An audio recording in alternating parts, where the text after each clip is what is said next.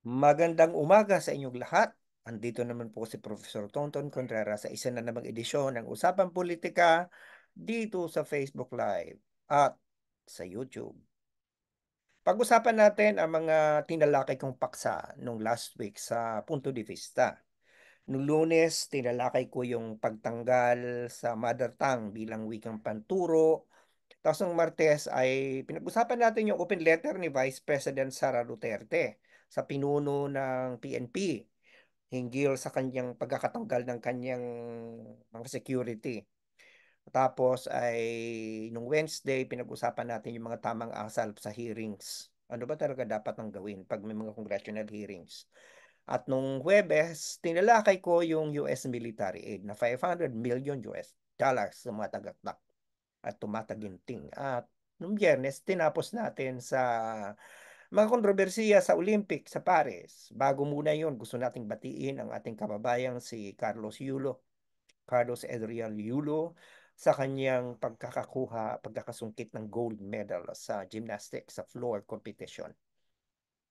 Padayon, at sana may ibang medalya pang dumating. Meron pa tayong hinihintay sa boxing at saka sa pole vault. Pero bago kasi natin pag-usapan mamaya yung mga kontrobersiya ay yun muna magandang balita na yan.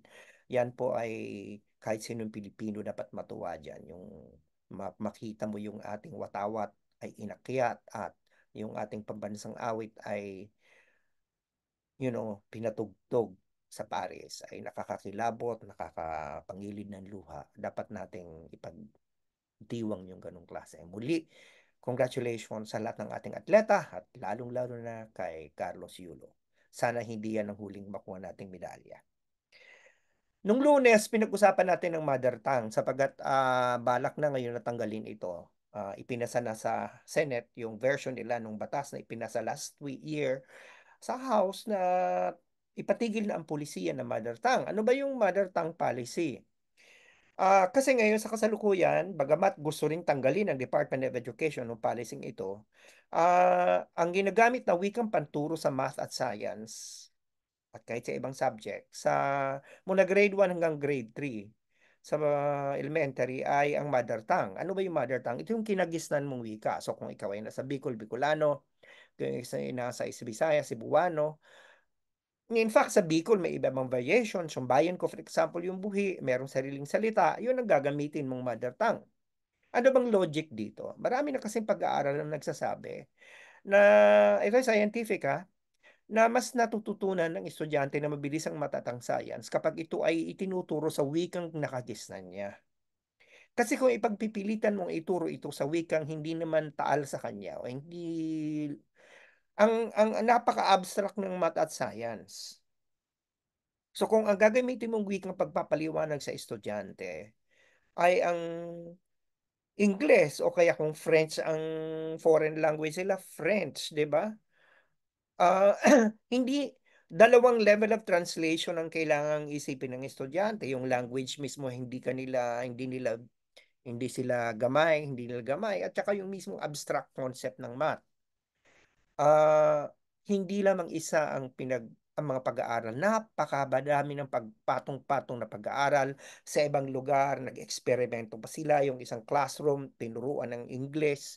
Yung isang classroom, tinuruan ng mother tongue. At tiningnan kung saan ang level of competence ng mga estudyante. So, mataas. In fact, lagi sinasabi na itong paplano ng Kongreso at ng DepEd na tanggalin ang mother tongue, hindi naman dahil sa hindi effective ito. Dahil lamang sa hindi ma-implement. Bakit?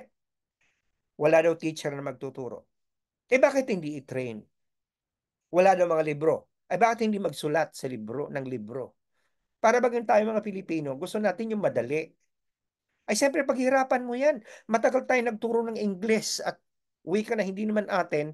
So walang mother tongue. Talagang magsasimula pa lang yan. Para katulad ko, teacher ako. Pag nagtuturo ako ng isang bagong subject, sa una lang mahihirapan ako at siyempre I have to prepare for new materials. Pero pag ulit-ulit mo na yung ginagamit, i-update mo na lang. Ang mahirap dito kasi ang mga nagdidesisyon hindi mga edukador kundi mga politiko. So, mga educational administrators. 'di ba? O sekretaryeng hindi naman wala namang kakayahang magdesisyon tungkol sa education. So, yun yung point dito na kulang daw ang teacher, kulang ang libro, kulang ang material. Eh, yung bayan ko sa buhi, katatapos pa lang isulat yung ortografiya, yung pagsusulat ng aming lingwahe. Kung merong paraan, magagawa ng paraan. Kung merong willpower, makakagawa ng solusyon. Hindi dapat nating gamitin na dahilan na hindi pwedeng i-implement dahil mahirap. O tapos may problema pa. May mga lugar daw na napakadaming mother tongue. Katulad sa Pangasinan, may mga lugar na Panggalatok, tapos Ilocano. May mga ganon. Ay di ang gawin mo, ipaghiwalayin mo ang section may estudyante pagdating doon sa ganung klase. Huwag mo paghalu-haluin. Hindi ba? Kung ano yung likas sa kanila. Ngayon kung, kasi ganito yun, kung sa Katagalugan, ang mother tongue ng Katagalugan ay hawig na sa national language natin na Filipino. Ngayon kung mother tongue ng estudyante ay English, de English, kung doon siya lumaki sa Amerika, di ba? Pero, ang prinsipyo kasi dito, tingnan mo yung ano yung kailangan na nakararami. Lagi tayong kulelat pagdating sa test ng Math and Science. Isipin natin, yun bang mga na mas higit sa atin, eh ano bang ginagamit nilang lingwahe? Ang Japan, ang China, ang Thailand, ang Indonesia, lahat na. Ang ginagamit niya na wika, panturo ng math at science mula grade 1 hanggang grade 3 ay mother tongue. Ang kanilang mga lingwahe. Tayo lang naman kasi ang kolonyal mag-isip, akala natin social mag-English. Eh, English tayo ng English, pero magagaling tayo mag-English, pero wala namang development, di ba? Magaling tayo mag-English para makapagtrabaho sa call center. Magaling tayo mag-English para makapagtrabaho sa abroad, manilbihan sa mga dayuhan. Hindi para pagpayamanin ng ating bansa. Di ba, we want our, instead of developing machineries and an industry, we develop human power. Kaya gusto natin exportable. Kaya yun, tuturuan mo ng English agad. Di ba? Kahit hindi malalim ang pag-unawa sa basic math at basic science. Kaya wala tayong masyadong industriya. Kasi ang industriya ay nakabase yan sa pag-intindi sa science at math. Kasi ang iba naman binababoy yung pag-iintindi eh. Parang, teka muna, eh paano? Anong English, anong mother tongue ng hypothesis? Anong mother tongue ng addition, ng multiplication? Eh, hindi naman po yun. Ang basic lang, yung gagamitin panturo. Kunyari ako, magtuturo ko sa ng mathematics. Sa halip na, sasabihin ko, class 1 plus 1 is equal to 2. This is addition. Sasabihin mo lang, class, ang 1 plus 1, ang sagot dyan ay 2. Yan po ang addition. So, you are going to use the yung structure ng lengguwahe ay yun, parang mixed. Di ba? Ewan ko kung bakit, anyway. Yan, ang tinalakay ko noong Lunes. Tingnan natin ang kodigo. Yung partes. Pinag-usapan natin yung open letter ni Vice President Duterte kay Romel Marbil, kay PNP Chief Romel Marbil na parang pinagalitan niya at inakusa niya ng pagsisinungaling di umano sa pagbawas ng 75 PNP na gwardiya ni Sara Duterte. Alam niyo po, talaga naman pong dapat nating binabantayan ng ating mga matataas na opisyal, Presidente, Vice President, Senate President, House of Representatives Speaker, Supreme Court Justices, lalo na yung mga matataas na opisyal na yan kasi issue yan ng national security. Pero ang may kalayaan at ang may karapatan magdetermina ng tamang bilang ay yun pong ating mga authorities katulad ng PNP, katulad ng militar. So, bagamat hindi nga naman maganda sa pakiramdam na bawasan ka ng gwardiya, iisipin mo din naman ang laki-laki na naman ng mga binigay sa iyo, halos 500 plus na bantay. Eh, Diyos ko, ano ba naman yung 75 wawa sa iyo, malaki bang kabawasan yun? Lalo na't hindi naman na siya Department of Education Secretary. So, ganun pa man, eh, may valid naman siya na madisgo karoon ng ng OPE posisyon. Ang hindi lang maganda sa ginawa ni Sara Duterte, para siyang palengkera. Hindi niya inilagay yung posisyon niya bilang Vice President. Dapat yung mga ganyang memo, person to person yan. Kahit na, sinasabi kasi niya publicly daw nagpapa-interview si Marbil. Eh kahit na, she should have been the better person. Yan ba ang gusto maging presidente? Bagay, nasa dugo naman yata nila yan eh. Mahilig makipagbangayan ng ganyan. Di ba? Alalahanin niya natin ng kanyang tatay noong dating presidente, walang sinisinto, walang sinasanto, sinisino, hindi ba? Kahit papa, kahit mga presidente, minumura, di ba? Pero hindi ganun. Hindi yun presidential. At hindi yun nagmamatch doon sa kanyang posisyon. Pwede naman niyang sulatan in private si Marbil o pwede niyang kausapin personal. Di ba? Na sila-sila lang. Kasi andun na ako, maaring naglabas ng mga press release si Marbil eh. Pero ang point dito, ginawa niya yung gagawin mo rin gano'n, mas malala pa. Di parang pareho na kayong nag-upakan sa putik. Di ba? Yung tawagin lang niyang Romel. Hindi ba? Hindi na yung tama. At ilalagay pa sa social media na hindi pa formal, walang letterhead, di ba? Man lang ng Office of the Vice President. It is conduct unbecoming of a Vice President. Sana matutunan ni Sara Duterte ang mag-mature bilang isang political person, political personality. Kasi hindi naman na siya mayor na lang ng Davao, siya ay vice president at siya ay nag-ambisyon maging presidente kung sakali o maraming tao ang gusto siya maging presidente. Dapat maturong na siyang, you know, umasta. Kasi ang mga tao napapagod na rin sa kanyang style eh. Yan ang isang dahilan kung bakit marami din ang nainis sa tatay niya, hindi ba? Of course, diyan naman sila na-indear sa kanyang base. Pero ang dapat pinag-iisipan dito, hindi yung ano yung nag-indear sa base mo, kundi na yung mas tama. Hindi yung magandang asal yung ganyan, lalo na ikaw ay vice president. Nung Wednesday, pinag-usapan natin, pasensya na kung ako tingin sa aking Cody Gusong. Nung gusto ko na maging sure na tama. No Wednesday, pinag-usapan natin yung ano ba talaga yung mga hearings. Alam mo, kasi nakita natin kung paano nagkaroon ng gulo o kaguluhan ng isang hearing na kung saan nagkainitan si Senadora Risa Ontiveros at si dating spokesperson Harry Roque at kung saan pinagbantaan pa nga ni Senator Sherwin Gatchalian si Harry Roque na kapag hindi niya igagalang si Senator Risa ay isa-cite niya to in contempt. Kasi nga naman, nagsasinasapawan ni Harry Roque si Senator Risa. Ano ba talaga ang tama? Ano pa una ano yung mga hearing na yan? Uulitin ko yung paliwanag kung matagal na diniscuss ko na yan dito sa usapang politika. Ano ba yung tamang ano ba yung dahilan kung bakit nag-hearing? Dalawa yan. Meron tinatawag na hearing in aid of legislation. Kasi alam mo naman, may mga panukalang batas. Kung ikaw ay nagkakandak ng hearing para pag-aralan, alamin ang mga facts related to a proposed bill, ang tawag diyan hearing in aid of legislation.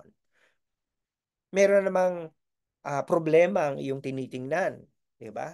Kaya hearing in aid of legislation din yan. Kasi kung ang tutunguhin yan, magpa-formulate ka ng mga batas. Ah, Merong ganon. Meron ding hearing in aid of of the Congress's power of oversight. Ano yung oversight? Kasi ang Congress nag-allocate sila ng pera sa mga through the budget. Ang budget po batas yan.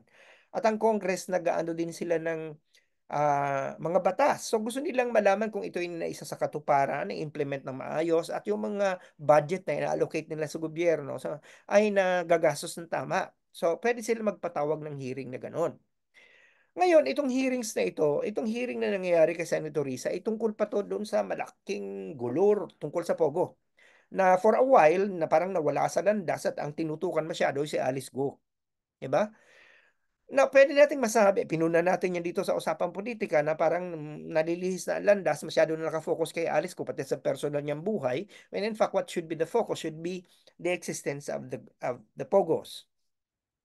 Ngayon itong nangyari sa sa Senado, ito ay hearing in dalawa pwedeng hearing in aid of legislation kasi pwede nilang tingnan yung Pogo bilang problema at panukala sila ng batas para masolusyonan ng problema. Pwede ring hearing in aid of Congress's function of oversight, performance of its function of oversight. Kasi may mga ahensya ng gobyerno na maaaring nagpapabaya sa trabaho nila kaya tuloy may mga katulad ni Alice Go na hindi naman Pilipino, di umano ay nagiging mayor.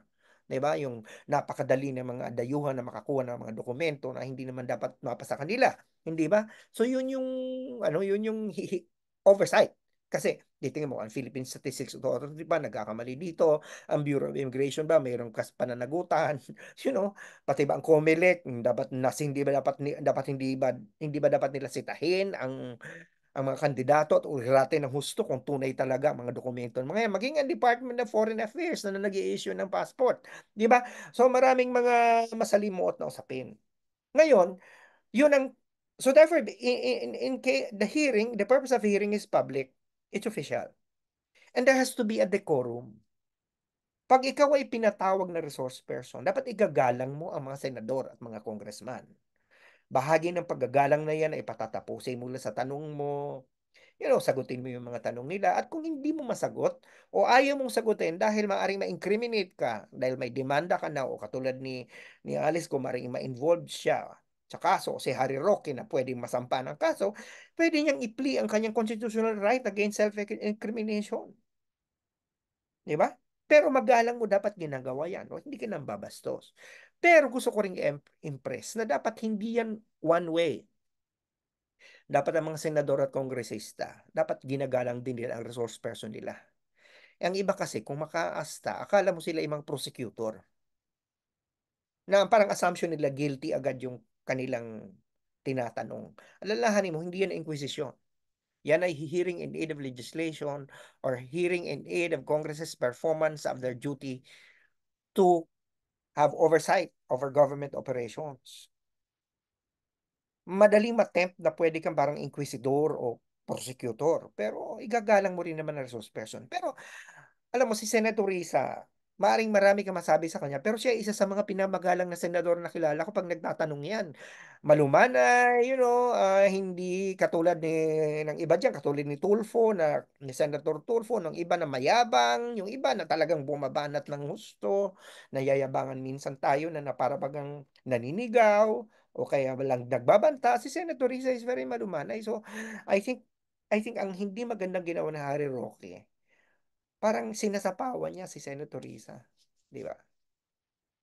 Pero yun naman kasi mga senador, pag kayo may tinatanong, pasagutin niyo muna yung tao. Hindi ba may magano kasi kinakat agad nila.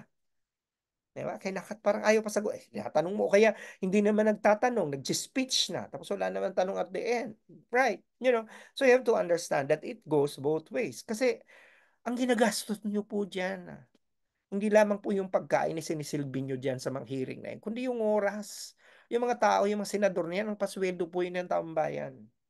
Huwag niyo pong sayangin ang pera ng taong bayan sa pambabastos o gawing pugad na ng pambabastos at hindi paggalang ang ating mga hearings.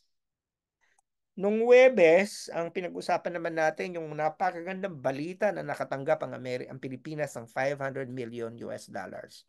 Mula sa Amerika, military aid, 29.2 billion pesos. Ang laking pera nun, ha? Marami nang pwedeng gawin yon.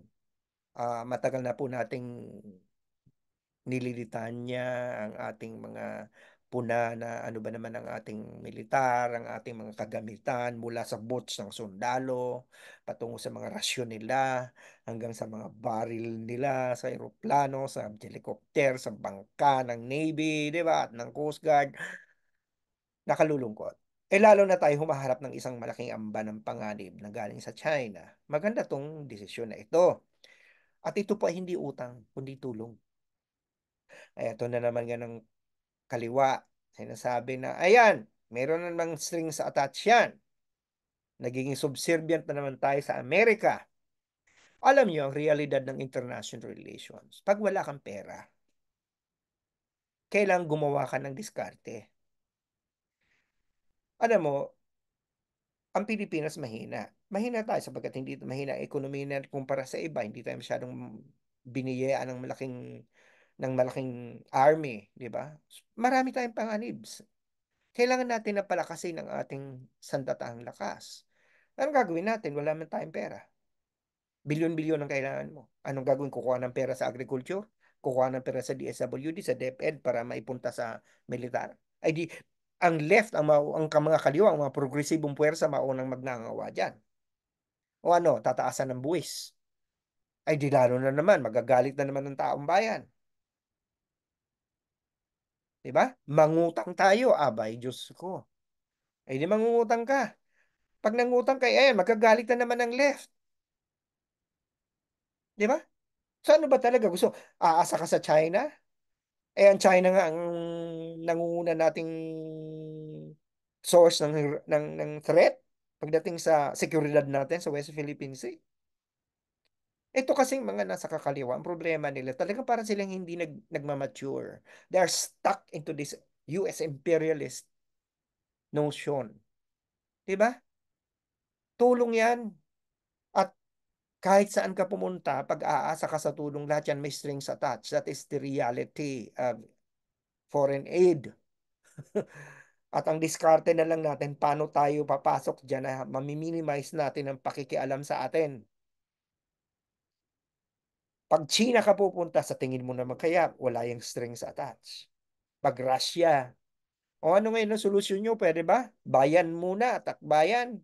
Bayan, mga aktivista, sagutin niyo nga ako, anong solusyon niyo para mapalakas ang sasabihin niyo na naman, wag na kasing dapat ganito, ganyan para hindi magrerebelde ang mga tao. Wala na pong rebellion, 'di ba? Hindi na po significant. Sasabihin na naman nila dapat kasi wag tayong ano, wag tayong kakampi kahit kanino. Alam niyo, kahit hindi po tayo kumakampi kahit kanino, dadamay tayo kapag kagulo ang China at ang Amerika. Ang lapit-lapit natin sa Taiwan. And we are a strategic country. Whether we like it or not, without mutual defensivity or not, we will become a hotspot. So with that, we might as well do something more forward-looking and strategic, hindi yung ganyan. Sasabihin na naman nila, kailangan kasi natin ng mass development, kailangan natin ng infrastructure, ng agriculture, para yung mga tao hindi magrebelde. Hindi na po natin problema ang rebellion ngayon, kakaunti na lang yan. Yung mga kaibigan nyo na lang sa bundok ang nagrebelde. Di ba? Oh. So, hiilan na lang yan. So, wala na problema tayo pagdating sa internal rebellion. Our risk is already external. And with that, we need to improve the capacity of our army, particularly our Navy and our Air Force and our, cyber security capacity and even our Coast Guard. Iba na po ang problema sa ngayon. At yung 29.2 billion na yan, di may makukuha ng basta-basta. Kahit tayo magpadala ng napakaraming OFW sa ibang bansa, di natin yan ma-regenerate. Eh, ayaw hindi naman na mag-OFW tayo, hindi ba? So, hindi, minsan naman, huwag naman kayo masyadong kontra na lang lagi ng kontra. Pag-isipan yan. And then, nung Friday, ayan, pinag-usapan nila ng kontrobersiya sa Olympics. Ang Olympics sa Paris, 2024. ah Unahin ko na, dapat ang tinitingnan natin dyan, yung opportunity ng ating mga kababayan na manalo. Suportan natin sila. Katulad ng very proud tayo nung nakatayo sa podium na tinanggap ang gold medal, si Carlos Yulo. Nakalulungkot na sa kabila ng mga ganitong klase ng pag-asa nilulook forward natin. Maraming mga kontrobersya at nauna na nga dito yung nangyari sa opening ceremony na kung saan meron isang tableau vivant. Ano ba yung tableau vivant? French yun, ang living tableau ng di umano nakita ng maraming Kristiyano at mga konserbatibo na parang pagdudusta o pagsasalaula sa Last Supper ni Leonardo da Vinci. Pero ang tingin ko naman doon, parang masyado naman nag-react kasi nung tiningnan ko, unang-una, hindi yun, parang ang unang pumasok sa akin, Bacchanalian Feast yun eh. Kasi nga, well, even before looking at it, I already know Greek mythology. I know Greek culture. Nagbabasa naman tayo. At ang Olympics ay Greek, di ba? Saan ba nagsimula yan, di ba? Sa Olympus, Greek. So, ang Bacchanalian Feast is basically uh, a feast for Dionysius or Bacchus na nagkakaroon sila ng pagsasaya, wine, etc., pagkakain in honor of the gods of Olympus. Okay? Olympus, Olympic. So, at may painting na mismo ganon ang setup na may table, Eh sa Last Supper naman, wala namang mamang nakahiga sa baba ng table, di ba? Eh doon meron. Hindi ba? Eh, nag-react na agad ang mga sarado Katoliko at ang mga konserbatibo na dinusta daw ng Last Supper. Yan ang hirap po sa atin ngayon sa panahon ng internet at social media.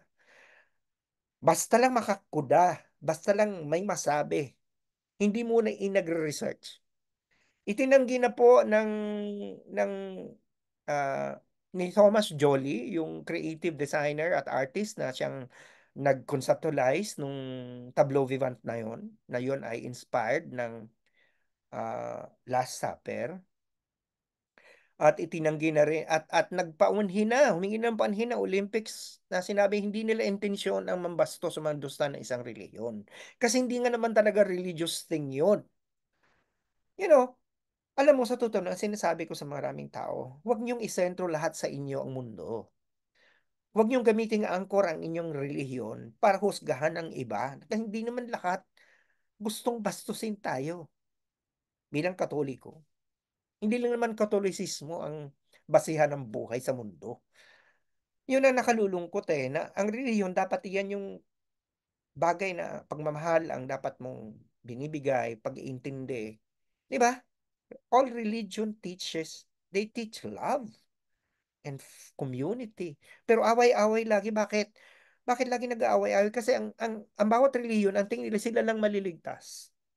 At bawat reliyon ginagamit ang pamantayan nila para maghusga, hindi lamang ng sarili nilang mga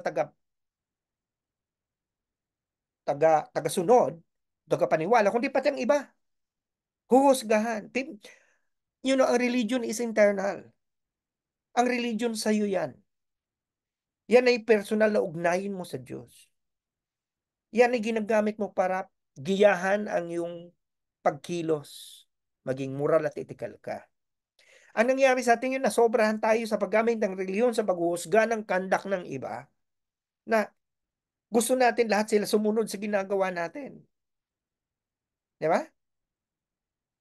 Tapos ang dami namang mga Pilipino nasa Saudi Arabia na ibang religion doon. Wala ka naman magawa doon. In fact, hindi ka nga pwede magdasal doon eh. Patago ka nagdadasal dahil o nagba-Bible study. Pag nahuli ka, patay ka. Pag nahuli ka namang mutawa. Di ba? Yung mga religious police. So nakikibagay ka. So yun yung point dito. This is an entirely different world. You know, parang hindi pwedeng yung gagamitin mong pamantayan ay yung sa'yo. Alam ko, marami naman magagalit sa mga nanonood sa akin dito eh. Wala akong pakialam. You know? Gamitin nyo, kung talagang kayo tapat, you know, sa Diyos, iintindihin nyo.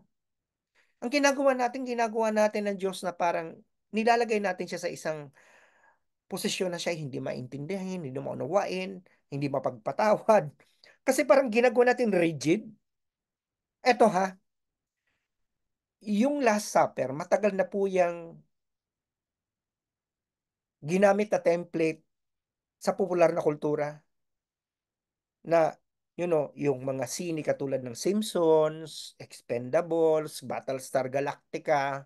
In fact, meron ka pang nakita ng mga pusa ay mga aso na nasa parang Last Supper formation. Marami na beses yan ginawa ng parang ginawa siyang template. Nag-aray ba tayo? Naggalit ka ba? Hindi. Nung tuta nga, pag nakita mo na parang naka-Last Supper, tuwan-tuwa ka pang cute-cute. Bakit baga naging napaka ano nitong issue na to sa Paris? Simple lang sagot yan. It's because they are all in drag. They're drag queens. They're queer. So lumalabas ang natural. Hindi naman talaga blasphemy ang dahilan. Mas malalim pa dito, yung bigotry natin towards gays, our homophobia. Alam mo, kung babalikan natin si Hesus Kristo, si Panginoong Hesus Kristo, siya ay nakipagkumyon sa mga may kasalanan. Si Maria Magdalena, ginawa niyang nakipag-deal siya sa mga ketongin, sa mga ginawa niyang disibula ang isang tax collector, ang mga makasalanan. Ang beauty ng religion is for you should be more angry with poverty. Should be more angry with oppression and bigotry. Ang ginagawa natin, ginagawa nating bihikulo ang relihiyon para maging bigot. Kung si Pangulong Hesukristo nga nakipag-commune sa mga makasalanan, bakit kayo parang napaka-purista ninyo na parang dapat, lahat. Hindi ko tinalaki nung Biyernes, meron naman bagong kontrobersiya.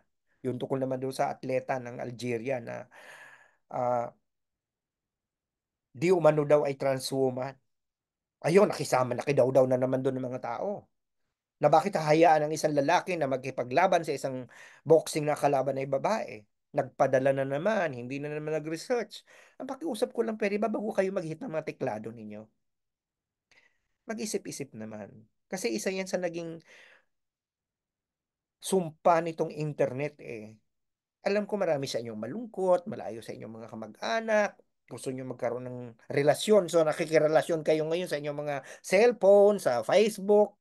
Gusto niyo nga akala niyo nagchichismisan lang kayo sa kanto. Pero hindi mo alam yung pinupost mo, nakikita ng buong madla. At yung kahihiyan na ikaw ay nagpo-post ng isang bagay na hindi naman tama. Pangangatawanan mo yan, pero kahihiyan yan. Kasi unang-una, yung pong Algerian, hindi po siya trans woman. Siya po ay pinanganak na babae. Pinanganak po siyang babae. Nagkataon lang na meron siyang, mm, you know, kondisyon na meron siyang XY chromosome. Meron malakas ang mataas ang level ng testosterone niya. May mga ganun po, ilan lang yan. Pero babae po siya. Hindi po siya trans woman.